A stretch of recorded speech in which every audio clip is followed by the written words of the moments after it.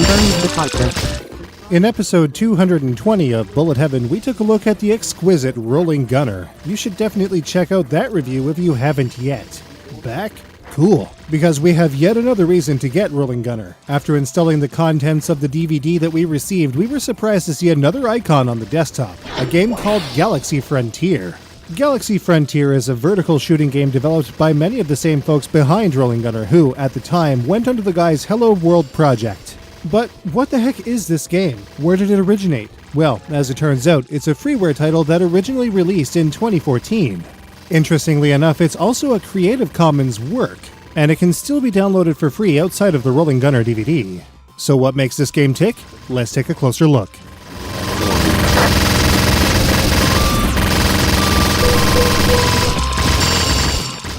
There's not a lot to Galaxy Frontier's gameplay in terms of complexity, but it does have a couple of novel hooks that make it a game worth playing through at least once. Keyboard controls work, but for the sake of this review, we'll be describing Galaxy Frontier's controls as they are mapped on an Xbox pad by default. Players move their ship about the screen with regular old 8-way controls by way of the controller's D-pad or left analog stick. Players fire their ship's main cannon by way of the A button. Tapping the A button will fire an intensive shot with slower movement speed, while holding the A button fires a diffuse shot with faster movement speed.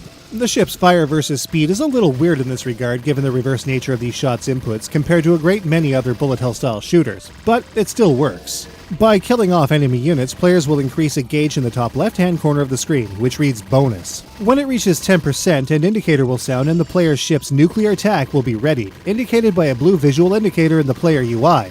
If a player continues to fill the gauge to maximum, another tone will sound and the gauge will flash yellow. The nuclear attack is useful in clearing away enemy shots as well as providing the basis for the player's score, which we'll take a look at soon. The nuclear attack is activated by pressing the B button on an Xbox-style pad. This ability actually has 3 different forms. When firing intensive shots, large bullets will be fired instead of the player's normal shots, in a linear fashion. These bullets have the ability to take out enemy fire and deals heavy damage to all enemies and bosses. The gauge will also deplete the slowest of the 3 nuclear modes. When firing diffuse shots, the nuclear attack will fire bullets along the same lines as the diffuse shot's main path. Like the diffuse shot itself, it will also sweep in the direction that the player is traveling. However, it will also drain the power gauge much faster than the focused nuclear shot will.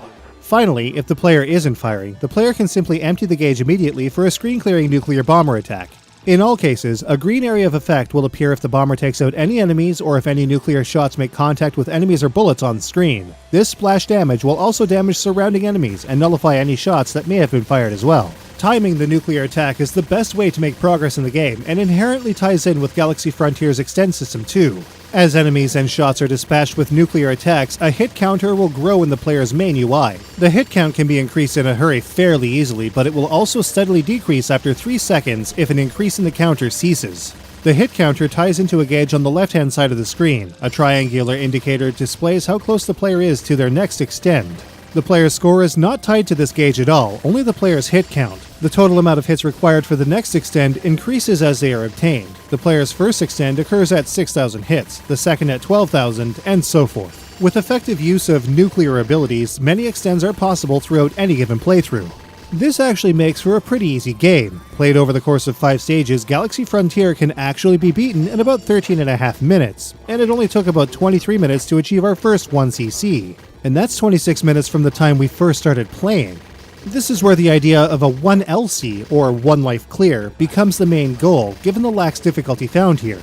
But it's also a pretty fun ride while it lasts. Given its price, which is to say cheaper than air, Galaxy Frontier is a game that should definitely be played at some point by anyone into Doujin PC shooting games. It may not be as complex as other Doujin titles, but for what it is, it's pretty enjoyable. It doesn't hurt that Galaxy Frontier also has a crazy fun scoring system too.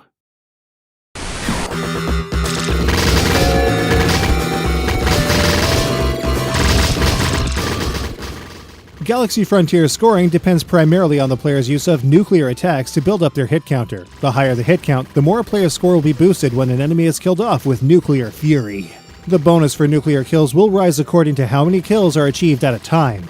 The math is just a smidge on the hazy side given everything going on when it's applied, but a bonus value is applied for every 10 hits achieved in nuclear. To start, the first 10 hits grants 10 points, 20 hits grants 30, 30 grants 60, and so forth.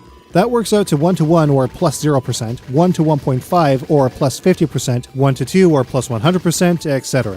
When the nuclear attack ends, so does the point boost, but this kind of point scaling, or something very similar, applies every time the nuclear attack of choice is executed.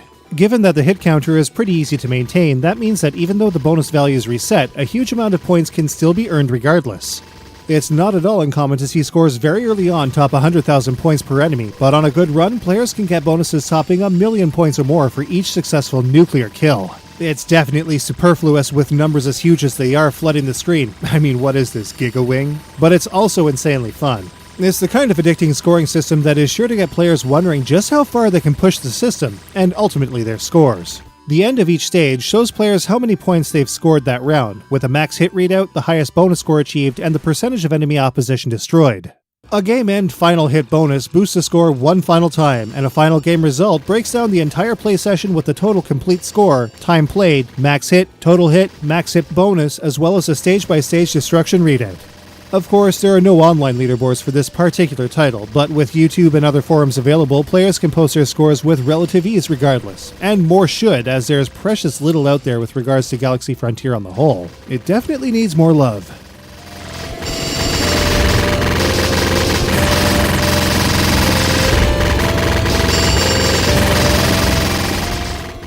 Galaxy Frontier is a very interesting game when it comes to its presentation. There are very obvious shortcomings and a lot of strengths with regards to a number of its features, making for a slightly mixed bag, though we were mostly impressed. So let's talk visuals. Galaxy Frontier only runs windowed at a resolution of 640 by 480, so on a high-res monitor, especially one in 4K, the play area is going to look really tiny with no obvious way to make it full screen. Well, we thought so at first anyways. After a bit of digging, we discovered that a full screen mode can be enabled by going to the root folder containing Galaxy Frontier and opening the program by clicking on exec_fullscreen.bat. It worked flawlessly. What's here though is nice and sharp in its native resolution with a cool player ship design and adequate, if generic, enemies. A lot of backgrounds are really cool as well, especially when the player makes it to Jupiter and enters its atmosphere. Nice stuff. And on the sound front, things are pretty great. Galaxy Frontier's FM-style soundtrack was composed by Yosuke Kanaiwa and has quite a few standout tracks, including the fantastic Stage 4 and ending themes. The sounds for enemy destruction, player shots, and alerts also work pretty well throughout the whole game, save for the screeching that the final boss ended up making. One standout feature was the use of a Microsoft SAM-style text-to-speech synthesis for the characters in-game. They sound pretty wonky, but in an all-too-amazing way, and we love it. All music tracks, sounds, and voice synthesis can also be played back in the game's sound options. The main menu also allows players to see their best game totals, high scores, and replays. Options are also available for players to fine-tune their controls. But perhaps the neatest aspect of Galaxy Frontier is that it is completely licensed for use under Creative Commons for non-commercial use. That means that any programming, visual assets, or sound can be used for any project a person could be creating so long as it isn't made commercially available. It's definitely a great way for fledgling programmers or artists to get some great experience before moving on to their own unique works. So, how does Galaxy Frontier stack up? Let's take a look.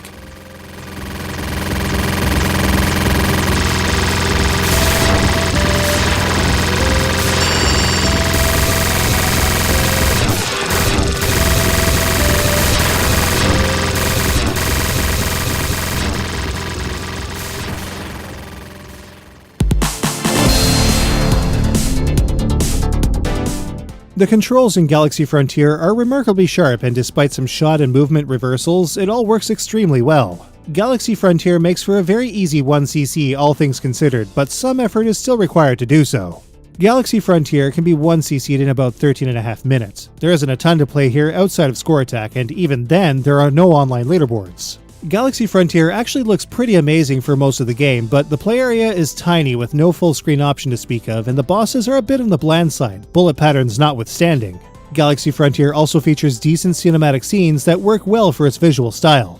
A catchy FM synth soundtrack and wonderfully cheesy voice synthesis, in English, makes for a great audio package. Some players might be put off by the voice synth though. A non-conventional weapon and speed setup paired with 3 different super attacks and a hit-based score system that lets players churn out ridiculous scores is pretty great in our books. It definitely makes up for Galaxy Frontier's shortcomings, so ingenuity is up there. So how about this game's price versus value? Price? 0. Quality gameplay? More than 0. Nuff said.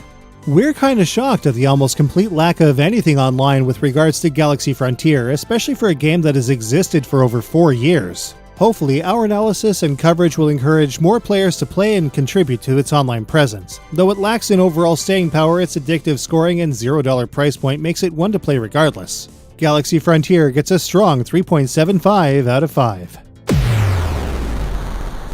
Now, we got our copy of Galaxy Frontier through Rolling Gunner, but you can download a copy of Galaxy Frontier today along with its soundtrack for exactly $0. Link in the description below.